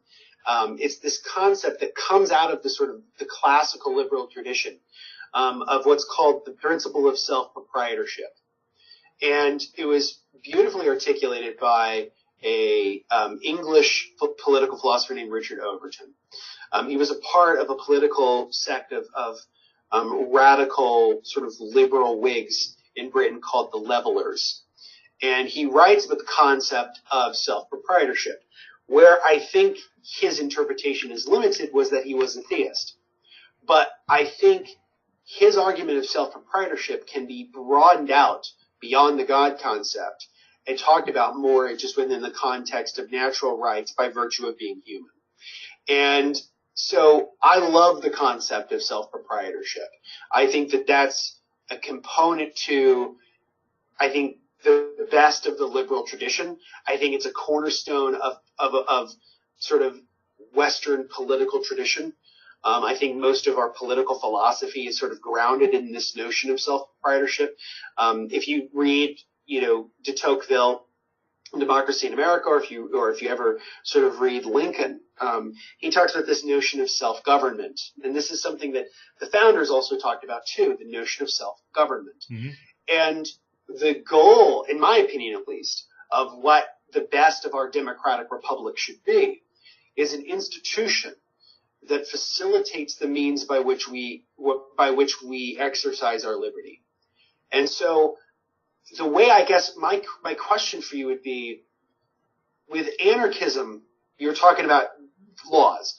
One of the components about what I was talking about the values that I think should be held as standards. I just use the word laws because we think about it. So, because once again, I know people that are listening do not know anarchism as well as me. So I try to use words, just like I was saying once again. We'll go back real quick to the beginning where you asked the thing.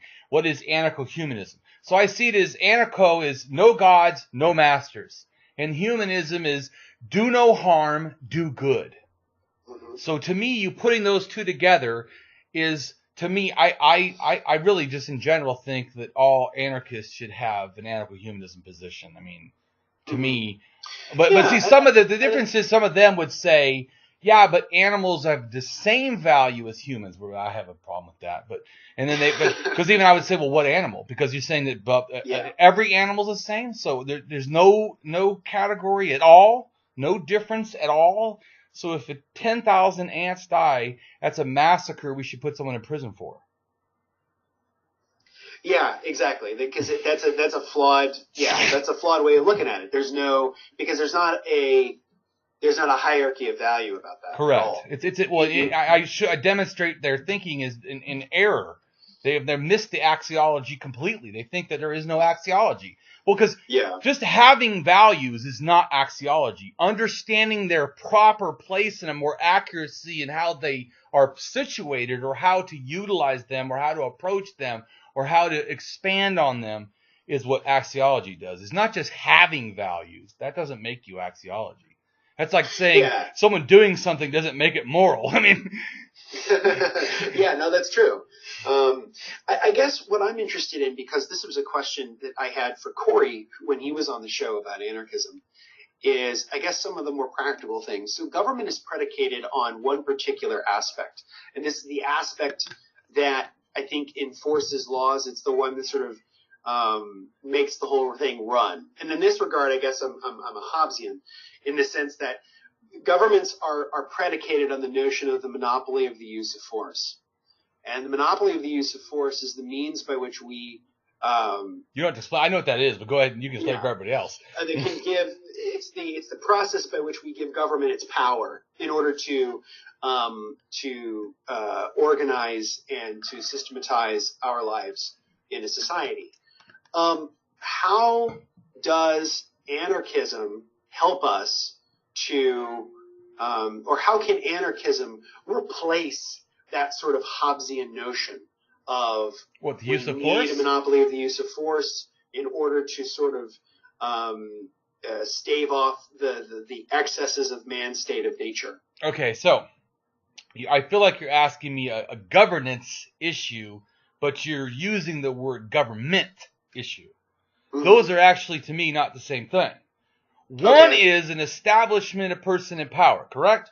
The other one you're talking about is, in a sense, like a military, or a police officer, or a fire department, or a hospital, or a paramedic, right? You're talking about, those are elements that are governance. Now, governments do that, but you do know that non-governments are already and have always done lots of that. Private, all kinds of. Yeah. So I'm saying there's NGOs. Yeah. Let me just make the simplest for anyone listening.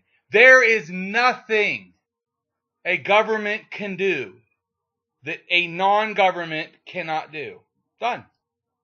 Enough people, the same resources. There's not one thing on this planet that, in fact, nothing. Just think. Tell me what a government can do that with a same amount of people, or even less, with the amount of resources needed, is the same. If a government and a non-government, the only thing is one is a ruling system, the other one is not, but they both have the same resources or the same military. The word government didn't change anything productively.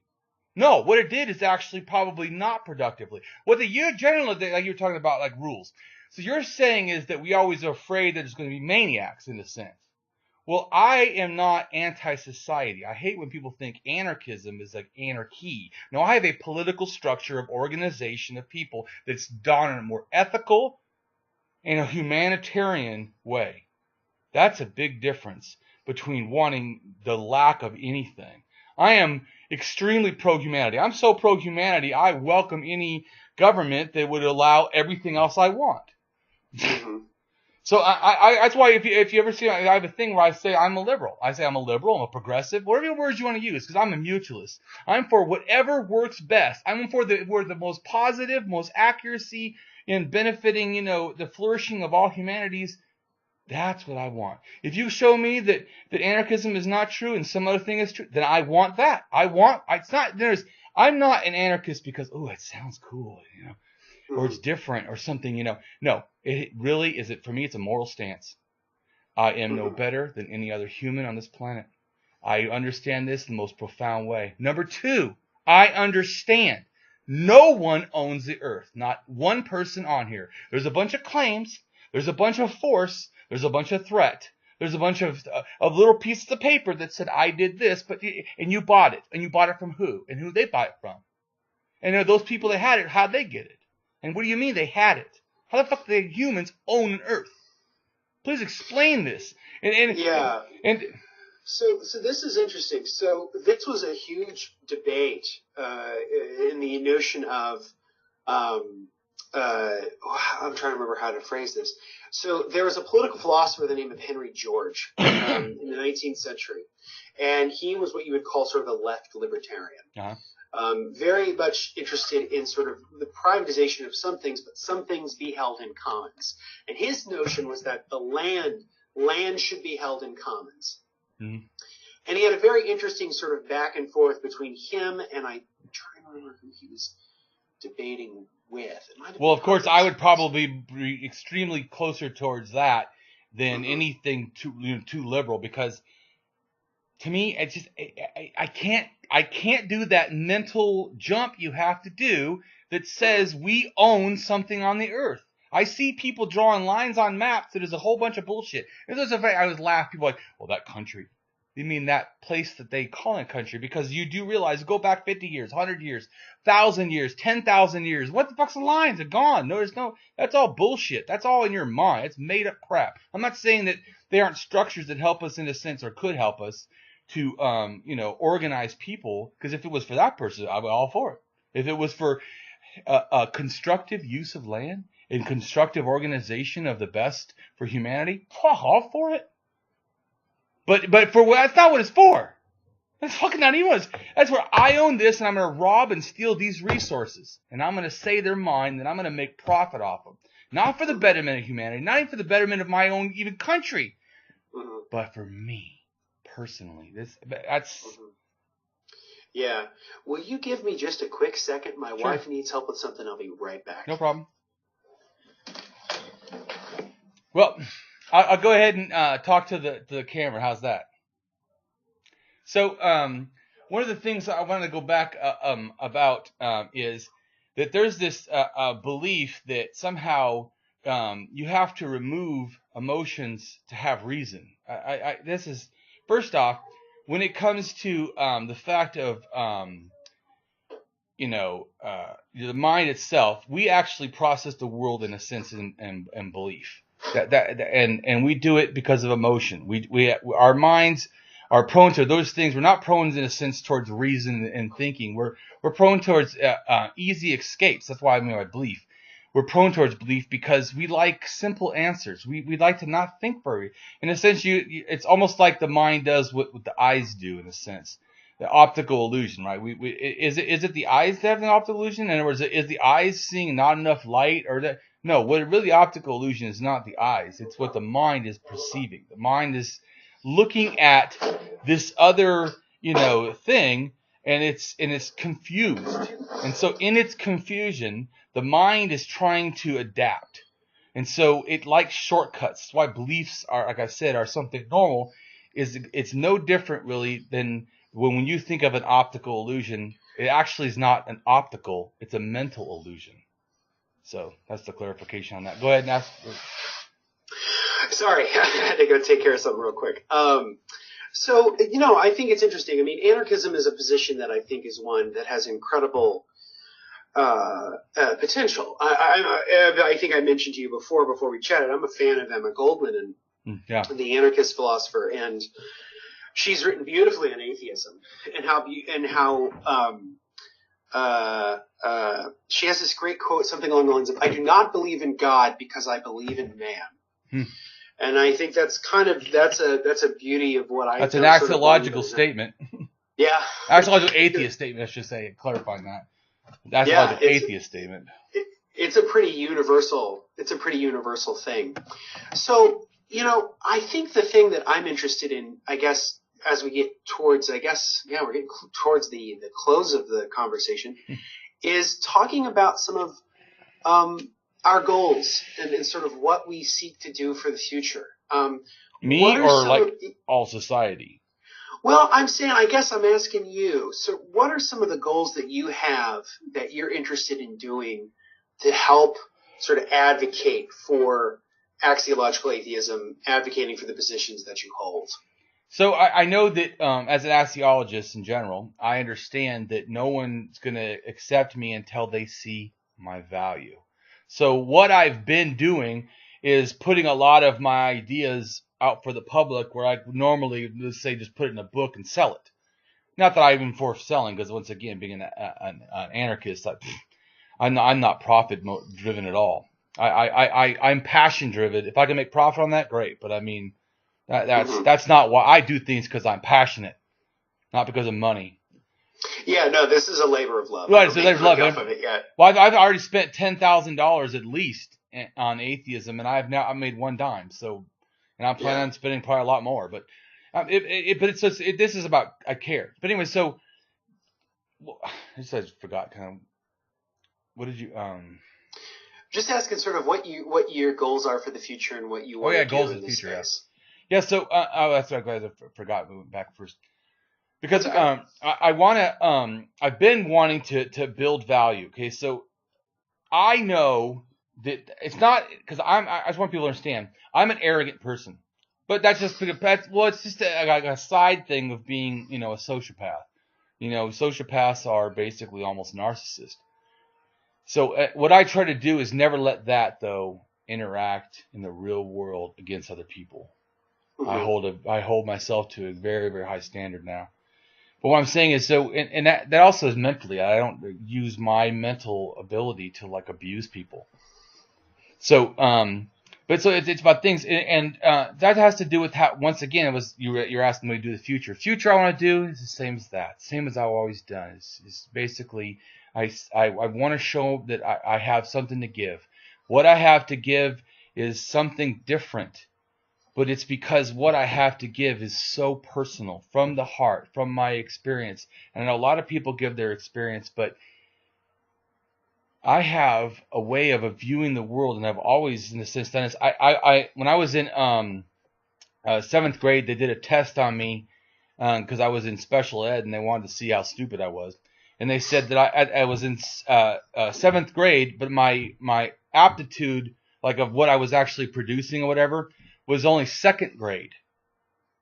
But my thinking was 2nd year college, at least. And so they were like, what is wrong with the disparity? Well, that just shows my religious education. I had almost nothing, but I am really smart. But you wouldn't have known it when I was a child, because...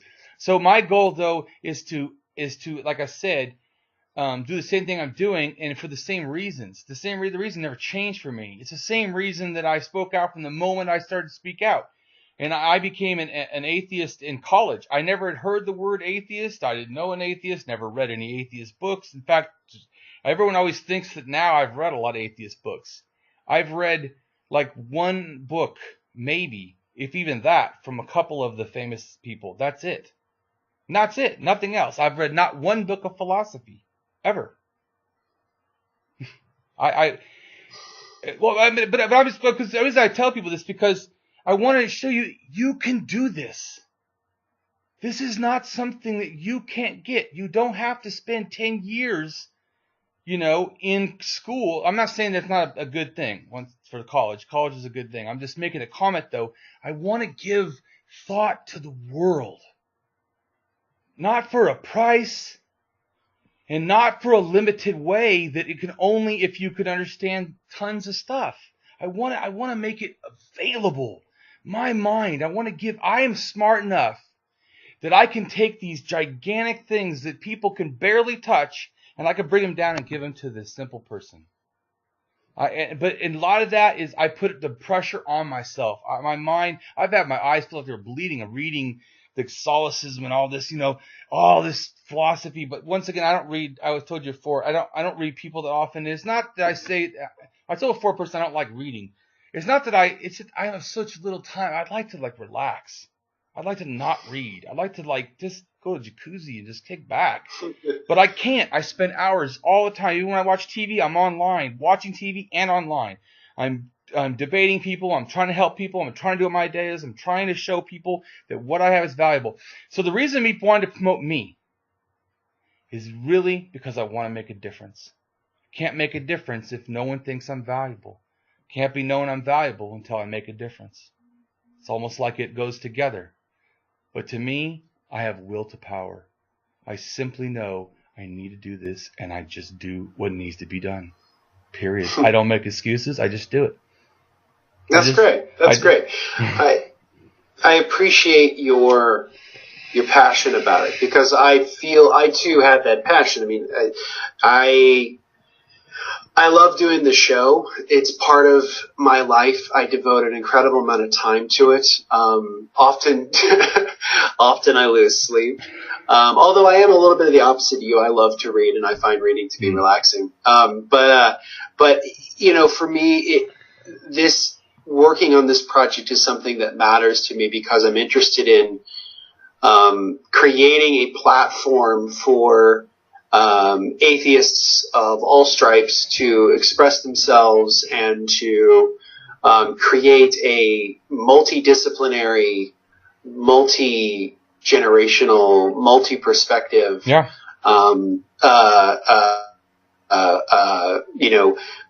space for atheism. Because I think that oftentimes the discussion on atheism is often in the culture is often set by very few people. It's either Richard Dawkins, or it's Sam Harris, or it's Lawrence Krauss, or it used to be the late Christopher Hitchens.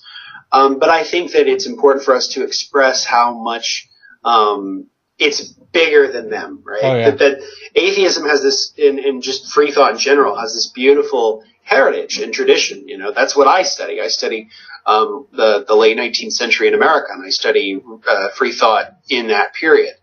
And there's a wonderful heritage that's there, that's bursting. That's just, I can't wait to I share agree. it with Like I said, I'm not saying it doesn't have value. It's not that reading doesn't have value. First off, I have a binocularity problem, so my eyes don't work together. So that I have like one eye before, it's different now, but before I needed glasses, before I turned over 40, my eyes used to be 2013 and 2015. And that means that I had extremely way better eyes, or maybe I didn't phrase that right, but I had a lot better eyes than most people. But they were still they were different amounts, and they weren't working together in a sense when I looked. It's a lot better now, but it's reading in a sense like that. So it's like listening to a book, that wouldn't be that bad. I wouldn't mind listening to stuff, but having to read it's like hard on it hurts my eyes. No, I get that. That's totally fair. I love audiobooks too. I have a terrific public library where I live, and I can get so many audiobooks for free, and I can also get a lot of the great courses for free, which is awesome. I'm actually working my way through a great courses series on the philosophy of Nietzsche, I was just thinking about that when you mentioned the phrase "will to power." Well, I've never read Nietzsche. And the only reason I know that is because I had a friend that he was like all into Nietzsche, and he would like talk about all the time Uberman, all this stuff, and I would go, yeah, but he wasn't an Uberman. The guy was basically a celibate that was probably homosexual or bisexual, or it certainly was sexual. Why was he, if he's the Uber man and he has no constraint of religion, he's making his own moralities, why is he being celibate? No, he's not the Uber man. He's a liar. I mean, no offense to anybody likes Nietzsche. I'm just being honest that if you don't live your life, you can at least say he wasn't honest to his words. I am honest to my words. I say what I am. That's how I am. Period. You will never find, at least that I know of. And if I am, then tell me, and I need to change. Because maybe I'm unaware. But I try very hard to be completely authentic. If I say it, if I say you should do it, I would try to do it for myself. I wouldn't say, everyone should do this, and then not do it. Everyone should be a firebrand atheist. And when you get done with that, let me know. No. I mean, I definitely agree. I think you're very authentic. I think that what you do is very genuine, and I think that you are I think you're a very unique person in this space, and I think that it's been a real joy to talk to you, and I look forward to doing it more in the future. So where can people find your work? Well, just my website has everything. It's Damien Marie AtHope.com. It's my name. Awesome. But I am on. I was gonna say I am on Facebook, and I have a bunch of stuff, but also under my name. I have 3 profiles, so one of them will have room. Awesome. Yeah, definitely check out his website. He's got excellent resources there. A lot of really interesting articles about religion and history of religion and axiological atheism and all that good stuff. As for me, you can always follow me on Twitter, Instagram, Facebook, YouTube, and Tumblr at The Daily Clark. You can follow us on Facebook, facebook.com/reasonrevolution. We hit over 1,000 likes, so thank you to all of you who have liked our Facebook page and have kept up with the content there. You can also check out our website, reasonrevolution.org. That's where all of the content, that's all the podcasts, articles, memes, all the good stuff is there. What else? Oh, yes. I want to thank our very first Patreon supporter. We got our very first Patreon supporter today. I want to thank you very, very, very much. Your support is generously loved by us, and I want to also thank my friend Jeremy Casey, who is also a supporter of the podcast. And you can help support us on Patreon. We're on Patreon now, patreon.com/reasonrevolution. We have different tiers. You get all kinds of really cool benefits depending on the tier you choose. So definitely sign up at for a cup, either a cup of coffee a month, or if you buy a book a month. You can get all this exclusive content we're going to be doing through Reason Revolution. And so, yeah, definitely give us some support. We really appreciate it. And so until next week, this has been Justin Clark, and this has been Reason Revolution.